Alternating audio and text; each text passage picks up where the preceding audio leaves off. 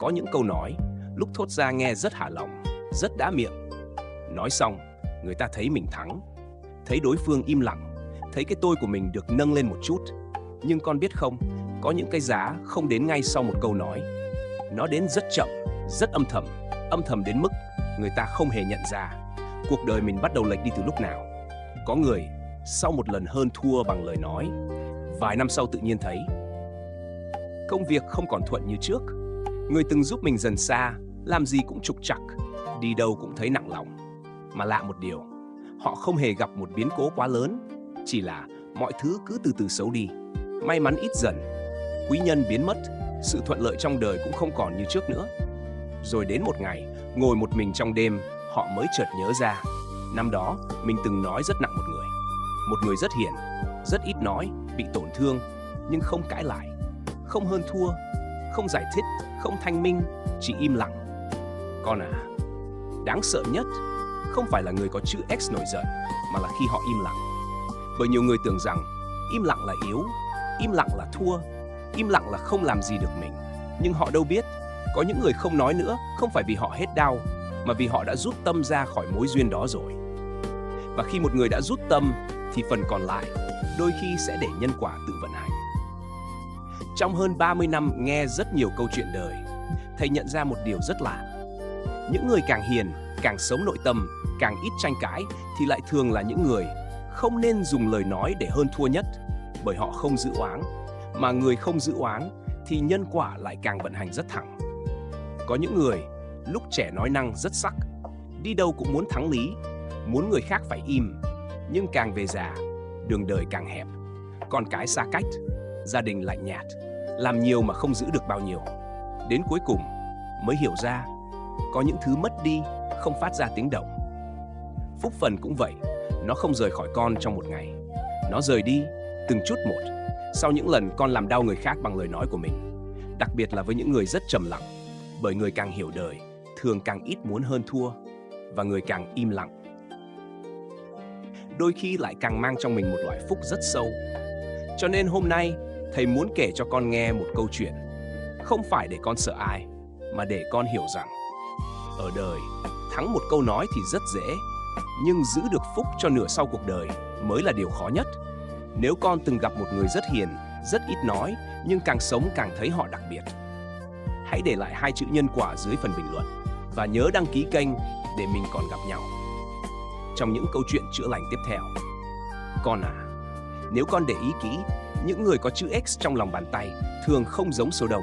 Họ không quá ồn ào, không thích thể hiện, cũng không phải kiểu người đi đâu cũng muốn mình nổi bật.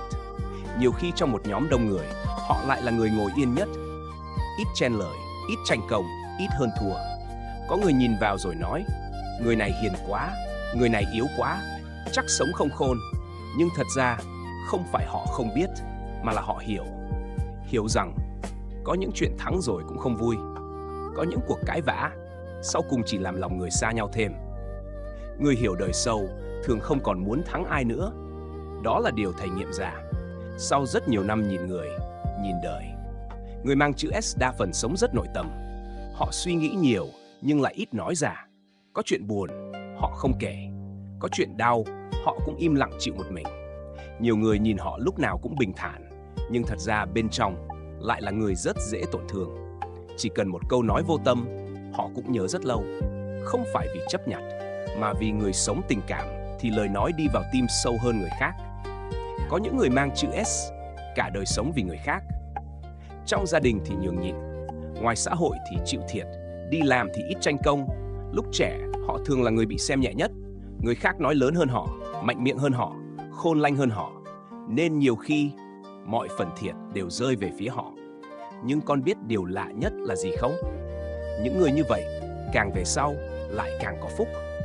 Thầy từng biết một người cô trong họ hàng. Cô hiền lắm, hiền đến mức ai nhờ gì cũng làm, ai nói gì cũng nhịn. Hồi trẻ cô bị xem thường nhiều lắm. Trong nhà có chuyện người ta thường nói lấn cô trước. Có lúc bị hiểu lầm, cô cũng không giải thích. Người ngoài nhìn vào, ai cũng nghĩ người này sống vậy chắc khổ cả đời. Vậy mà lạ lắm con, càng lớn tuổi, phúc của cô lại càng dày. Con cái hiếu thuận, gia đình yên ấm, đi đâu cũng gặp người thương. Trong khi có những người ngày xưa rất giỏi nói, rất giỏi hơn thua, thì tuổi già lại là cô độc. Con cái xa cách, gia đình lạnh nhạt, trong lòng lúc nào cũng bất an. Từ đó, thầy mới hiểu ra một điều. Ở đời, không phải ai thắng bằng miệng thì sẽ thắng trong số phận. Người có chữ S thường chịu thiệt lúc đầu, nhưng cái họ giữ được là phúc. Mà phúc mới là thứ nuôi một con người đi qua nửa sau cuộc đời. Có một điều nữa rất dễ thấy ở người mang chữ S, đó là càng lớn tuổi, họ càng cô độc. Không phải vì không ai thương, mà vì họ quá hiểu lòng người. Sau nhiều lần tổn thương, họ bắt đầu ít mở lòng hơn, ít kể chuyện hơn, ít mong cầu hơn. Nhiều người nhìn họ rồi nói, sao sống khép kín vậy? Sao lúc nào cũng im lặng? Nhưng thật ra, đó là kết quả của quá nhiều lần thất vọng. Người từng đau sâu, thường sống lặng hơn trước. Có những đêm, họ ngồi một mình rất lâu. Không phải vì họ không có ai bên cạnh, mà vì trong lòng có những điều không biết nói cùng ai. Cho nên, nếu trong đời con gặp một người ít nói, sống hiền hay nhường nhịn, chịu thiệt cũng không giải thích, thì đừng vội xem thường họ. Bởi rất có thể họ đang mang trong mình một nội tâm sâu hơn con nghĩ rất nhiều. Người như vậy không đáng thương vì họ yếu, mà đáng thương vì họ đã từng đau quá nhiều, nên không còn muốn làm đau thêm bất kỳ ai nữa. Và con à, nhiều khi người có phúc nhất không phải người nói hay nhất, mà là người dù đã hiểu hết lòng người rồi vẫn chọn sống tử tế. Con à, trong đời này có một kiểu người rất lạ. Bị hiểu lầm, họ không giải thích. Bị nói nặng, họ không cãi lại. Bị đối xử không công bằng, họ cũng chỉ im lặng rồi bước đi. Nhiều người nhìn vào rồi nghĩ, người này yếu, người này không dám phản kháng, người này hiền quá nên bị chèn ép. Nhưng thật ra không phải họ yếu, mà là họ đã hiểu quá rõ cái giá của hơn thua. Người trẻ thường nghĩ thắng được một câu nói là mình giỏi, làm cho người khác câm lặng là mình hay. Nhưng người từng trải rồi mới hiểu, mỗi lần hơn thua bằng lời nói là mỗi lần phúc trong mình mỏng đi một chút. Có những cuộc cãi vã lúc đó thắng thật, nhưng sau đó lòng không yên nữa, quan hệ rạn nứt, tâm bắt đầu nặng, nhân duyên cũng đổi khác. Cho nên người có chữ S đa phần đều chọn im lặng. Không phải vì họ không biết nói, mà vì họ biết có những lời một khi nói ra sẽ tạo nghiệp cho cả hai phía. Thầy từng gặp nhiều người như vậy. Bên ngoài rất nhẹ nhàng, ai nói gì cũng chỉ cười. Nhưng thật ra họ nhìn rất sâu. Họ hiểu rõ ai đang thật lòng, ai đang hơn thua, ai đang cố làm tổn thương mình. Chỉ là họ không muốn kéo cuộc đời mình vào những cuộc tranh thắng vô nghĩa nữa. Con à, người càng hiểu nhân quả thường càng ít nói. Bởi họ biết khẩu nghiệp là thứ rất nặng. Một lời cay nghiệt nói ra có khi mất cả chục năm mới trả xong. Cho nên nhiều người mang chữ S thà nuốt đau vào trong, còn hơn dùng lời nói để làm người khác tổn thương thêm. Có một câu trong nhà Phật mà thầy rất thấm: người giữ hận là người tự đốt tâm mình trước. Khi con ghét một ai đó thì người mất ngủ trước chính là con. Khi con cứ nhai đi nhai lại một nỗi đau thì người bị thiêu đốt đầu tiên vẫn là tâm của con. Người có chữ X thường hiểu điều này rất sớm, cho nên họ buông khá nhanh. Không phải không đau, mà vì họ biết giữ mãi một người trong lòng để oán trách chỉ khiến mình mệt thêm. Có người xúc phạm họ, họ buồn chứ. Có người phản bội họ, họ đau chứ. Nhưng rồi, sau một thời gian, họ chọn buông. Không đi nói xấu lại, không tìm cách trả đũa, không hơn thua cho bằng được. Nhiều người tưởng như vậy là giải, nhưng thật ra, đó mới là người tỉnh. Bởi người còn muốn thắng thua thì tâm vẫn còn mắc kẹt. Còn người biết buông mới là người đang tự cứu lấy cuộc đời mình. Có một điều rất đáng sợ mà ít ai nhận ra, đó là khi một người còn cãi với con, có nghĩa là họ còn muốn giữ mối quan hệ đó. Khi một người còn giải thích, có nghĩa là họ vẫn còn để tâm. Nhưng khi một người không còn muốn nói nữa, thì có nghĩa là họ đã rút tâm ra khỏi mối duyên đó rồi. Con à, đây mới là điều đáng sợ nhất. Bởi khi một người đã thật sự rút tâm, họ sẽ không còn mong cầu, oán trách hay níu kéo nữa. Mà khi không còn cảm xúc giữ lại, thì mọi thứ bắt đầu trả về đúng với nhân quả của nó. Cho nên, nhiều người sau một cuộc hơn thua, thấy đối phương im lặng, thì tưởng mình thắng. Nhưng thật ra, có thể từ khoảnh khắc đó, họ đã mất đi một mối duyên rất lớn trong đời mà không biết. Thầy từng thấy nhiều người chỉ vì hơn thua vài câu mà mất luôn một người thương mình thật lòng, một người âm thầm giúp mình, một quý nhân của đời mình. Đến khi nhìn lại thì đã quá muộn. Cho nên con à, đừng vội xem thường người chọn im lặng. Có những người không nói nữa Không phải vì họ thua, mà vì họ đã quá mệt với việc phải chứng minh lòng mình cho người không muốn hiểu. Nếu con là người từng chọn im lặng để giữ bình an, hãy để lại một chữ buông. Để ai đọc được cũng hiểu rằng, có những người không yếu, họ chỉ không muốn làm đau thêm người khác. Con à, trên đời này có những cái thắng, nghe thì rất hả lòng, nhưng lại khiến một người trả giá suốt nhiều năm sau đó. Thầy từng gặp rất nhiều trường hợp như vậy. Lúc xảy ra chuyện, họ thắng thật, thắng bằng lời nói, thắng bằng lý lẽ, thắng vì đối phương không cãi lại. Có người còn rất tự hào, phải nói vậy cho họ biết thân biết phận, im luôn rồi đúng không? Ai thắng ai thua thấy rõ mà, nhưng con biết không, đời người không kết thúc sau một cuộc cãi vã, và nhân quả cũng không trả liền ngay lúc đó. Cho nên nhiều người lầm tưởng mình thắng thật. Nhưng chỉ vài năm sau, mọi thứ bắt đầu đổi khác. Công việc tự nhiên trục trặc, làm ăn không còn thuận như trước. Những người từng giúp mình dần dần xa đi. Ra ngoài thì khó gặp quý nhân, về nhà thì gia đình bất hòa. Lạ nhất là không có biến cố gì quá lớn, chỉ là cuộc sống cứ nặng dần lên từng chút một. Sáng thức dậy không còn cảm giác nhẹ như trước. Làm gì cũng thấy vướng, đi đâu cũng thấy mệt. Có những người từng rất may mắn, mà sau đó làm hoài vẫn không lên. Có những người từng được thương, mà càng về sau, càng cô độc. Rồi họ bắt đầu than, sao vận mình xuống quá? Sao dạo này làm gì cũng không thuận? Sao người tốt quanh mình cứ ít dần? Nhưng rất hiếm người chịu ngồi lại để nhìn sâu vào nguyên nhân. Con à, nhiều khi không phải cuộc đời đang phạt con, mà chỉ là dòng phúc của con đang bắt đầu rò rỉ. Phúc không mất một lần, nó mất rất chậm. Giống như một cái chum nước, ban đầu chỉ nứt một đường rất nhỏ, mỗi ngày rỉ ra một ít, không ai nhận ra. Đến khi chum cạn rồi, người ta mới hoảng hốt hỏi, nước đâu mất hết rồi? Lời nói hơn thua cũng như vậy. Nó không làm đời con sụp ngay lập tức, nhưng nó làm phúc của con mỏng đi từng chút. Đặc biệt là khi con dùng lời nói để làm đau một người rất trầm lặng. Bởi người sống càng hiền thì cái đau họ nhận vào thường càng sâu, mà cái đau sâu thì nhân quả cũng rất khó xem nhẹ. Thầy từng biết một câu chuyện như thế này. Trong một lần họp gia đình, có một người chú rất ít nói. Chú sống hiền, cả đời không thích hơn thua với ai, nhưng vì hiền quá nên thường bị người trong nhà xem nhẹ. Hôm đó chỉ vì chuyện đất đai nhỏ thôi, một người em trong họ nói rất nặng, nói trước mặt đông người, từng câu từng chữ đều muốn ép cho người kia im luôn.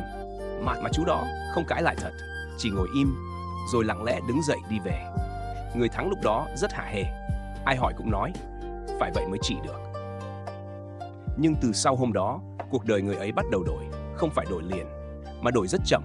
Ban đầu là làm ăn thất thoát nhỏ, rồi đến chuyện gia đình lục đục, con cái bắt đầu khó dạy, quan hệ anh em xa dần, những người từng giúp đỡ cũng dần biến mất. Có những cơ hội tưởng chừng sắp thành thì lại hỏng vào phút cuối. 10 mấy năm sau, người ấy mới ngồi nói với thầy, có lẽ ngày đó con đã sai. Con thấy không, có những thứ mất đi không phát ra tiếng động, quý nhân rời đi không báo trước, phúc mỏng đi không ai nhìn thấy. Chỉ đến khi cuộc đời bắt đầu nặng xuống, người ta mới giật mình. Con à, đừng nghĩ rằng chỉ làm chuyện lớn mới tạo nghiệp. Nhiều khi một câu nói xem thường ai đó cũng đủ làm lệch cả dòng vận của mình. Bởi cái tạo nghiệp không nằm ở âm lượng câu nói, mà nằm ở cái tâm phía sau nó. Khi con nói chỉ để thắng, để hạ người khác xuống, để nâng cái tôi mình lên, thì ngay lúc đó phúc đã bắt đầu hao rồi. Người đời thường nghĩ có gì đâu, chỉ là vài câu nói. Nhưng trong đạo Phật, khẩu nghiệp là thứ rất nặng. Một lưỡi dao làm người ta đau một lúc, nhưng một lời nói có thể làm người ta đau cả đời. Mà cái đau từ lời nói lại là thứ khó nhìn thấy nhất, cho nên mới đáng sợ. Có những người cả đời không làm ác lớn, nhưng hậu vận vẫn rất khổ, vì họ quen dùng lời nói để hơn thua, đi đâu cũng muốn mình đúng. Ai trái ý là nói cho thắng mới thôi. Lâu dần, người tốt không muốn ở gần nữa, quý nhân cũng tự rời đi, rồi họ bắt đầu trách số phận. Nhưng thật ra, mọi thứ đã bắt đầu từ chính cái miệng của mình. Cho nên con à, người thật sự khôn không phải là người nói giỏi nhất, mà là người biết dừng lại trước khi lời nói của mình làm tổn thương một ai đó. Bởi có những cái giá lúc trả rồi không thể lấy lại được nữa, con à. Nhiều người khi nghe nói đến nhân quả thường nghĩ rằng làm sai hôm nay thì ngày mai sẽ gặp chuyện ngay. Nhưng không phải đâu con. Nhân quả thật sự hiếm khi đến theo kiểu ầm ĩ. Nó không giống sét đánh giữa trời quang, Không giống một biến cố lớn khiến ai cũng nhìn thấy, mà đa phần nó đến rất âm thầm đến mức người trong cuộc không hề biết. Đời mình đang bắt đầu đổi hướng. Có những người sau một lần hơn thua bằng lời nói, vẫn sống bình thường suốt nhiều tháng, vẫn làm việc, vẫn kiếm tiền, vẫn cười nói như chưa từng có gì xảy ra. Cho nên họ nghĩ, chắc chẳng sao đâu, nhân quả gì đâu, nói vài câu thôi mà. Nhưng con biết không, nhân quả không quên, nó chỉ đang đi rất chậm, giống như một giọt nước, mỗi ngày rơi xuống một chút. Lúc đầu, không ai thấy gì thay đổi. Nhưng nhiều năm sau, tảng đá cũng bị khoét thành lỗ. Phúc của một con người cũng vậy. Nó không mất trong một đêm mà mỏng dần, từng chút một, giống như nước giò trong một cái chum. Ban đầu chỉ là một vết nứt rất nhỏ, nhỏ đến mức người ta nghĩ không đáng gì. Nhưng ngày nào cũng rỉ, thì đến một lúc cái chum sẽ cạn. Đáng sợ nhất là ở chỗ đó, tai họa đến. Người ta còn biết sợ, nhưng phúc âm thầm rời đi thì rất ít người nhận ra. Có những người không gặp đại nạn gì cả, nhưng cuộc đời cứ nặng dần, làm hoài không khá, tiền vào rồi lại ra, quan hệ ngày càng lạnh. Đi đâu cũng thấy thiếu người thương thật lòng. Có người từng rất may mắn, nhưng rồi dần dần, quý nhân biến mất, cơ hội ít đi, người giúp mình cũng không còn. Mà lạ một điều, họ không hiểu vì sao. Con à, đó mới là cách nhân quả vận hành đáng sợ nhất. Nó không đánh con gục ngay, nó chỉ từ rút đi một chút thuận lợi, một chút bình an, một chút phúc phận, cho đến khi con nhìn lại mới thấy đời mình không còn nhẹ như xưa nữa. Thầy từng nghe một người nói thế này: con không hiểu tại sao càng lớn tuổi con càng thấy cuộc sống mệt. Khi ngồi nói chuyện rất lâu, thầy mới nhận ra người đó có một thói quen, mỗi lần không vừa ý ai là nói rất nặng, không chửi tục, không la hét, nhưng lời nào cũng sắc, lời nào cũng muốn người khác đau. Mà điều đáng nói là họ luôn nghĩ mình đúng. Con thấy không, nhiều khi nghiệp không đến từ việc lớn, nó đến từ những thứ rất nhỏ nhưng lặp lại quá nhiều lần. Một lời nói làm đau người khác hôm nay có thể chưa thấy gì, nhưng 10 năm sau nó quay lại dưới hình dạng một mối quan hệ đổ vỡ, một đứa con khó dạy, một cuộc đời thiếu người nâng đỡ mà người ta lại tưởng do số mình xui. Con à, trong đạo Phật có một điều rất sâu: mọi thứ con cho đi đều sẽ quay trở lại, không mất đi đâu cả. Nếu con cho người khác sự nhẹ nhàng, đời sẽ trả con sự nhẹ nhàng. Nếu con gieo sự cay nghiệt, đời cũng sẽ tìm cách trả lại cho con cảm giác đó. Chỉ là nó không trả liền ngay trước mặt, để con dễ nhận ra. Bởi nếu thấy ngay thì con người đã biết sợ mà dừng lại rồi. Cho nên nhân quả mới âm thầm, để người ta có thời gian tự nhìn lại chính mình. Thầy từng thấy nhiều người nửa đầu cuộc đời rất mạnh miệng, đi đâu cũng thích thắng, nhưng càng về già, gương mặt càng khắc khổ, trong lòng lúc nào cũng bất an. Con cháu không gần, bạn bè cũng ít dần. Mà đau nhất là họ không hiểu mình đã sai từ đầu. Cho nên con à, đừng đợi đến khi cuộc đời nặng xuống mới học cách nói nhẹ lại. Có những lời một khi nói ra rồi, dù người khác có im lặng thì dấu vết của nó vẫn còn nằm trong nhân quả. Và điều đáng sợ nhất không phải là quả báo lớn, mà là cảm giác mỗi năm trôi qua, phúc của mình cứ mỏng dần mà không biết tại sao. Cho nên người thật sự có trí tuệ không phải là người nói sắc nhất, mà là người hiểu rằng giữ được khẩu đức chính là giữ lại phúc cho nửa sau cuộc đời mình. Con à, trong đời một con người, thứ đáng sợ nhất không phải là mất tiền. Tiền mất rồi còn kiếm lại được, cũng không phải mất một cơ hội, bởi cơ hội này qua rồi vẫn có cơ hội khác. Nhưng có một thứ, một khi mất rồi, rất khó quay trở lại, đó là quý nhân. Mà điều lạ nhất là rất nhiều người đánh mất quý nhân của đời mình chỉ vì vài câu nói hơn thua. Người có chữ X thường mang một kiểu năng lượng rất đặc biệt. Họ không ồn ào để giúp ai, không thích thể hiện rằng nhờ tôi nên anh mới được như vậy. Họ âm thầm lắm. Có khi họ chỉ nhắc con đúng một câu thôi, nhưng lại cứu con tránh được cả một đoạn đường sai. Có những người mang chữ S trực giác rất mạnh. Họ nhìn người khá sâu. Nhiều khi họ cảm được ai nên tin, ai nên tránh, việc nào sắp có chuyện. Nhưng họ không phải kiểu người thích dạy đời. Cho nên nếu thương ai thật lòng, họ chỉ nhắc rất nhẹ. Nghe hay không là tùy duyên. Thầy từng gặp một người như vậy. Có một anh làm ăn khá lớn. Ngày trước, anh có chơi với một người anh họ rất hiền. Người anh này ít nói lắm, lúc nào gặp cũng chỉ cười nhẹ. Nhưng lạ một điều, mỗi lần anh chuẩn bị hợp tác làm ăn gì lớn, người anh đó thường nói đúng một câu. Có lần thì nói, việc này con nên chậm lại chút. Có lần lại nói, người này nhìn không ổn đâu, Mà thật lạ, những lần anh chịu nghe đều tránh được chuyện. Cho nên nhiều năm liền, công việc anh rất thuận, tiền kiếm được, quan hệ cũng tốt. Nhưng rồi khi có tiền hơn, cái tôi bắt đầu lớn lên. Một lần trong bữa ăn gia đình, chỉ vì chuyện nhỏ, anh nói rất nặng người anh họ đó trước mặt đông người. Nói kiểu coi thường, nói kiểu anh biết gì mà dạy tôi. Mọi người lúc đó im hết. Còn người anh kia vẫn như mọi lần, không cãi, không giận dữ, chỉ im lặng. Rồi từ hôm đó, ông ấy gần như không còn liên lạc nữa. Con biết điều gì xảy ra sau đó không? Chỉ khoảng 2 năm thôi, mọi thứ trong cuộc đời người kia bắt đầu đổi. Một thương vụ lớn đổ bể. Người từng hợp tác quay lưng, tin nhầm người, tiền mất rất nhiều. Điều đau nhất là những lúc cần người nhắc mình nhất thì không còn ai nhắc nữa. Sau này, anh ấy mới ngồi khóc với thầy. Con không ngờ, người từng âm thầm đỡ mình nhiều nhất lại là người mình làm tổn thương. Con à, đây là điều nhiều người không hiểu. Quý nhân thật sự thường không giống những gì con tưởng. Họ không phải lúc nào cũng giàu hơn con, giỏi hơn con hay nói đạo lý với con. Có khi họ chỉ là một người rất bình thường, nhưng ở gần họ, đời con tự nhiên nhẹ hơn, đi đâu cũng thuận hơn. Mỗi lần sắp sai, lại có người kéo mình lại đúng lúc. Đó là phúc. Mà người có chữ X, rất nhiều người mang kiểu phúc âm thầm như vậy. Họ không tranh công, không kể ơn, không bắt con phải nhớ. Nhưng khi mối duyên còn, họ thường vô thức nâng đỡ người khác rất nhiều. Cho nên, đừng dại dùng lời nói để cắt đứt một mối duyên như thế. Bởi khi người có chữ S đã thật sự rút tâm thì sự nâng đỡ đó cũng biến mất theo. Mà đáng sợ nhất là nó biến mất rất nhẹ, không tiếng động, không báo trước. Chỉ là từ ngày đó, đời con bắt đầu khó hơn. Có những cánh cửa từng tự mở, giờ phải cố lắm cũng không vào được. Có những người từng thương mình, giờ cũng lạnh dần. Có những chuyện trước đây rất thuận, giờ lại trắc trở mãi không xong. Con à, mất tiền chưa chắc là mất lớn nhất. Mất người từng âm thầm đỡ mình mới là mất mát lớn nhất. Bởi đời người đi đến cuối cùng, thứ giúp con vượt qua sóng gió không chỉ là tiền, mà là phúc. Mà quý nhân chính là hình dạng rõ nhất của phúc phần trong đời một con người. Cho nên, nếu trong đời con gặp một người hiền lành, ít nói, không thích hơn thua, nhưng lúc nào cũng âm thầm nghĩ cho người khác, thì hãy trân trọng họ.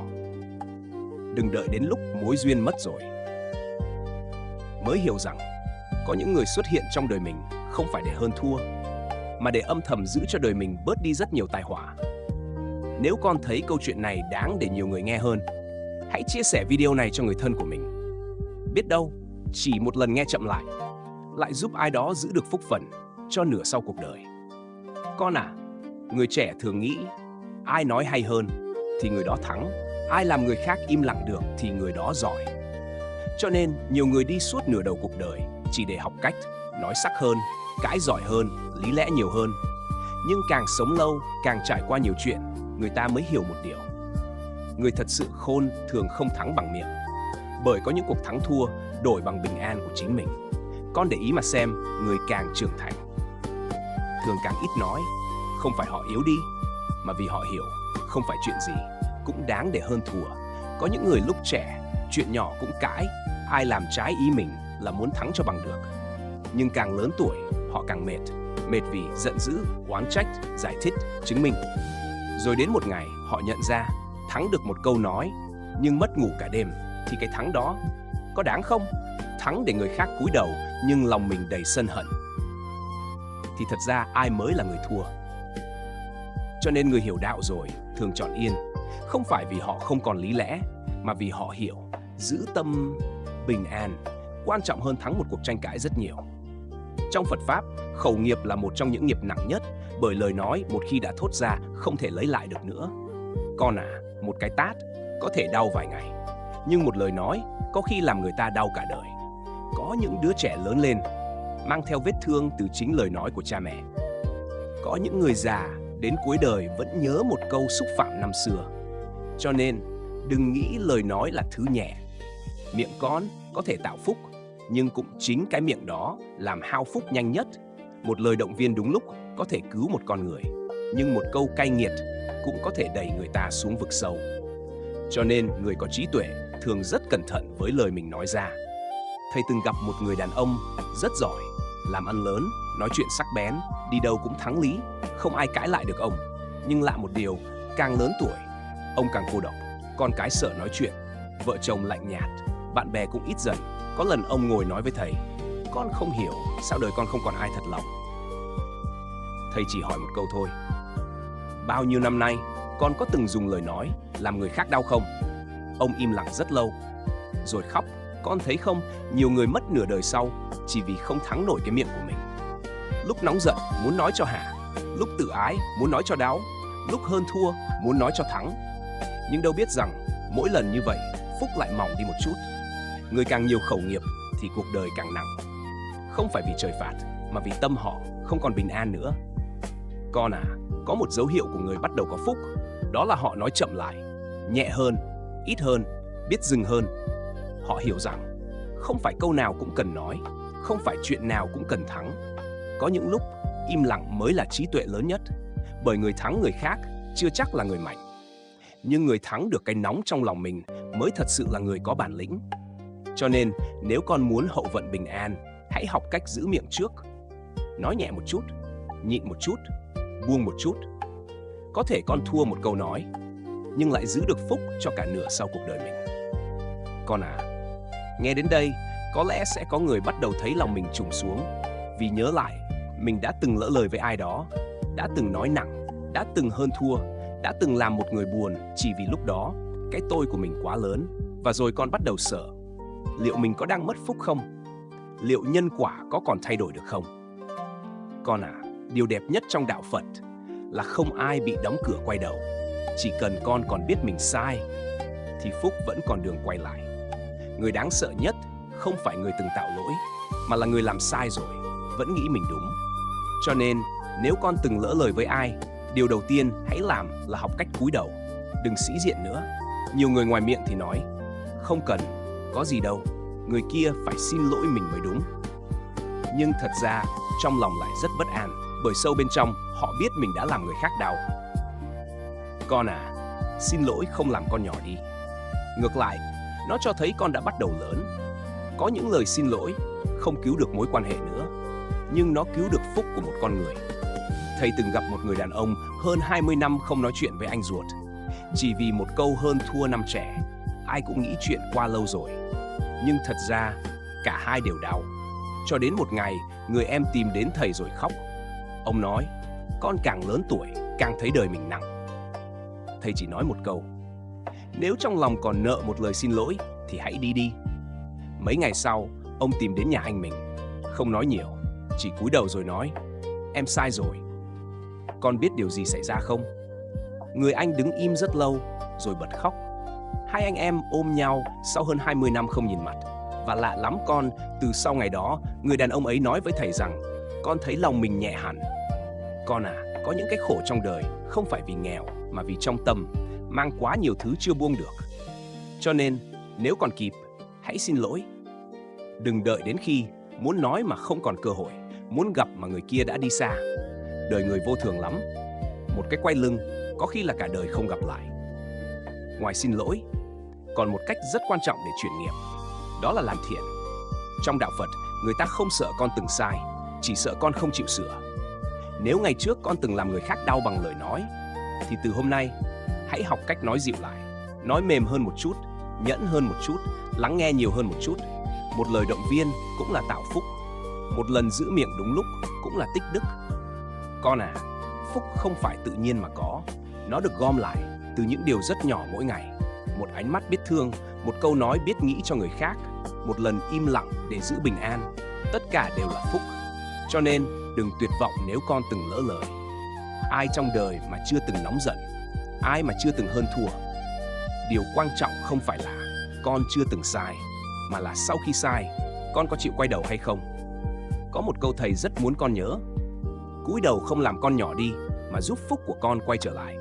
Người biết nhận lỗi không hề yếu, ngược lại, đó mới là người có nội lực lớn. Bởi thắng được người khác thì dễ, nhưng thắng được cái tôi của chính mình mới là điều khó nhất. Cho nên từ hôm nay, nếu gặp chuyện, hãy nói chậm lại một chút.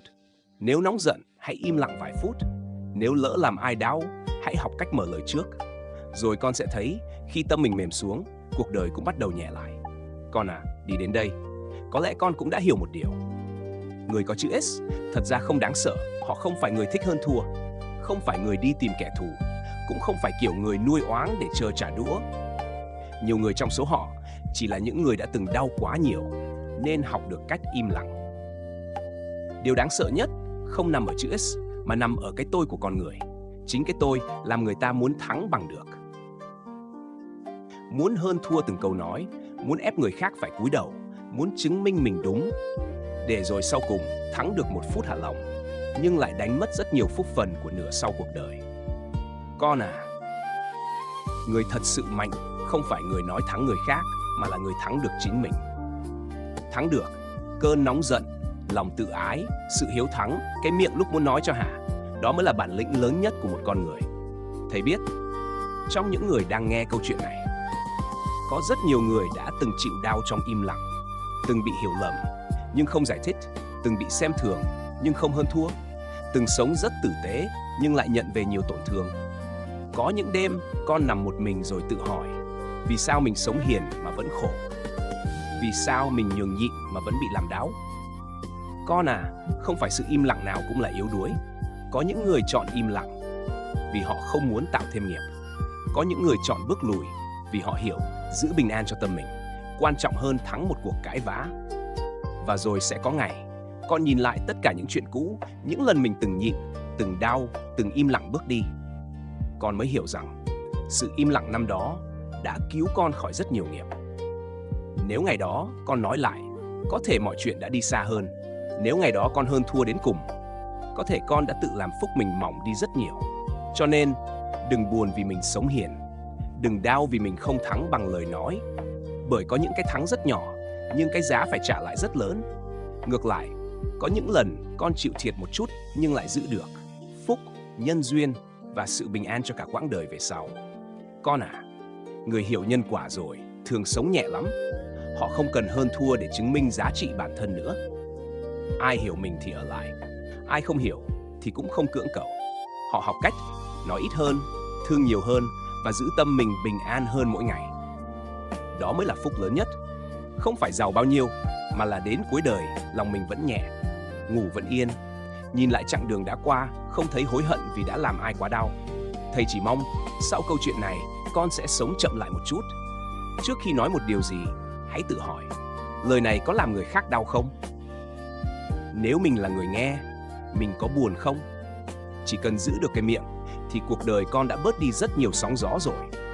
Và nếu một ngày nào đó con gặp một người rất hiền, rất ít nói, chịu thiệt cũng không giải thích, thì xin con hãy dịu dàng với họ hơn một chút. Bởi rất có thể họ đã phải đi qua rất nhiều đau đớn mới học được cách im lặng như hôm nay. Nếu con nghe đến đây, có lẽ đây không còn là một video nữa, mà là một nhân duyên. Nếu con từng chọn im lặng để giữ bình an, hãy để lại chữ tình dưới phần bình luận. Thầy sẽ đọc từng lời và cầu mong ai hữu duyên nghe được câu chuyện này đều giữ được phúc phần cho nửa sau cuộc đời. Nam Mô A Di Đà Phật.